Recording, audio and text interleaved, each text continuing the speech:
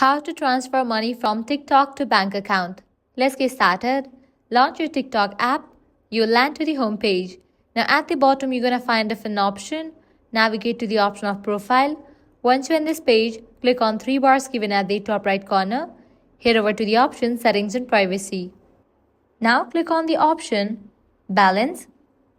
With this, you will be able to find the available balance in your TikTok account. Now click on the option of others. Here you're going to find your monthly earnings. Click on it. Now you have to click on this icon given at the top right corner. With that, you will get this kind of pop-up. Click on the option payment method. From here, you are able to select the payout method. On the basis of region you are in, you might get different option. You have to select the option of bank transfer. Click on it. Now you'll need to verify your TikTok account. Once you do that, you'll be good to go. Just go through the process. With this, you'll be able to transfer the money from your TikTok to the bank account. So that's a wrap for this video. If this guide was helpful, don't forget to like, share and subscribe to our channel. Thanks for watching.